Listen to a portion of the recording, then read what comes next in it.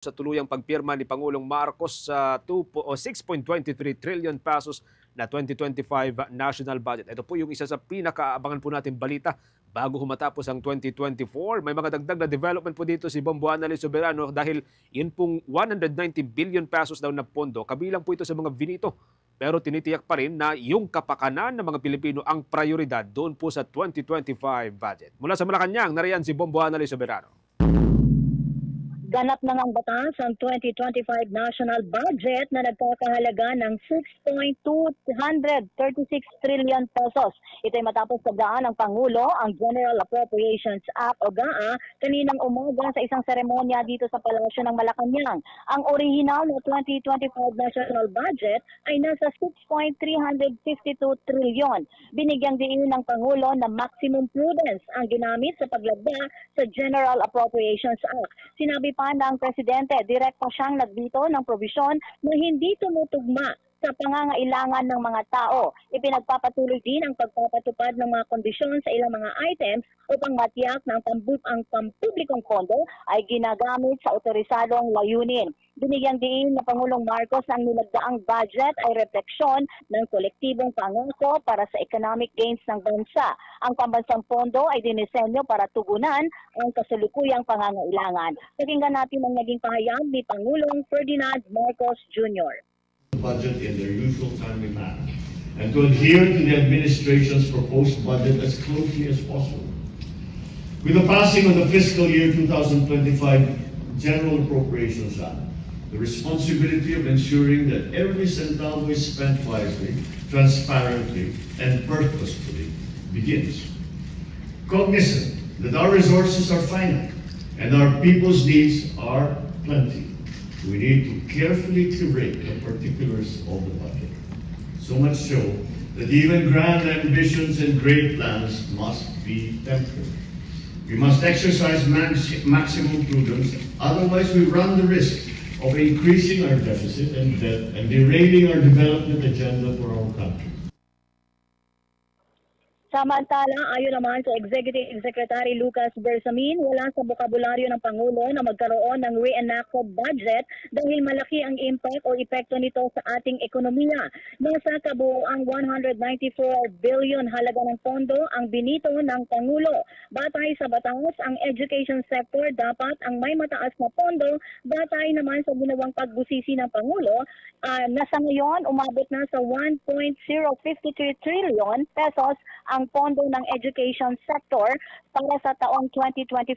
Sinundan ng Department of Public Works and Highways na nasa 1.034 trillion ang budget. Sinundan ito ng Health Sector, DSWD, DILG, Department of Agriculture, Judiciary, Department of Labor at Justice.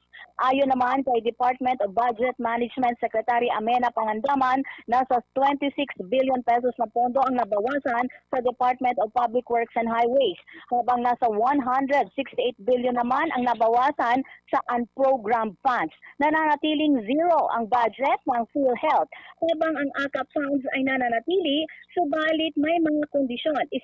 Isinailalim ito sa conditional implementation. Ibig sabihin, hindi agad maibibigay ang pondo dahil kailangan muna bumuo ng implementing rules and regulation. Sa panig naman ni DPWH Secretary Manuel Bonoan, ang mga proyektong navito ay hindi may konsiderang nakapaloob sa 8-point agenda ng Marcos administration. Dinipensa naman ni Executive Secretary Bersamin ang malaking pondo ng Office of the President. Anya, ang pondo ng Office of the President ay nakapaloob sa National Expenditure Program o NEP. Subalit humingi sila ng supplemental budget para sa 2025 na nasa mahigit 5 billion pesos dahil nagsisimula na ang paghahanda ng Pilipinas para sa pag-host ng bansa sa 2026 ASEAN. Live mula dito sa Yes, Genesis. Okay, so ilang mga punto lamang para sa mga kababayan natin. Yung AKAP, may condition na inilagay ni Pangulong Marcos doon sa implementation nito, pero yung pondo niya tuloy pa rin. So Department of Education, tumaas yung pondo, pero ang PhilHealth, wala talaga. Zero as in. Tama ka, Bombo Genesis, dinagdagan or tinaasan na kasi batay sa batas, dapat talaga ang education sector, Bombo Genesis, ang may pinakamataas na budget sa ating pambansang pondo. So hindi pwede ang DPWH. Susundan lang ito ng DPWH. So sa ngayon, nasa mahigit 1.53 trillion ang budget ng education sector habang nasa 1.34 trillion ang budget ng DPWH.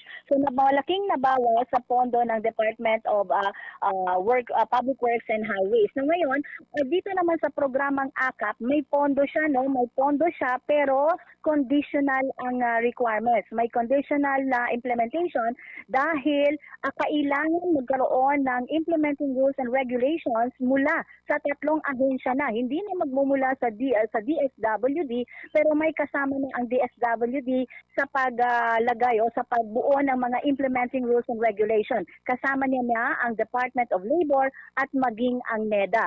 So hindi ilalabas, hindi ibababa ang pondo ng AKAP hanggang walang mailalabas na implementing rules and regulation dahil nais ng Pangulo na maging maging tuloy-tuloy na ang pagbibigay ng ayuda sa ating mga kababayan lalo na yung mga nasa lower income, no, yung may mga trabaho pero hindi minimum yung kanilang sahod, Bombo Genesis. So nais ng Pangulo na i-institutionalize ito kaya kailangan may implementing rules and regulations. Hindi naman masabi kung ano pa yung mga programa naman sa DPWH na tinanggalan ng mahigit 126 billion na pondo ng mga infra projects dahil ang ilang mga proyekto daw dito, Bombo Genesis, ay walang parang walang lugar, parang masasabi na walang napuntahan or parang ghost projects na yun ang mga sinasabi, Bombo Genesis. Kaya nga tinanggal itong 126 billion na pondo mula sa original budget ng Department of Public Works and Highways. So sa ngayon,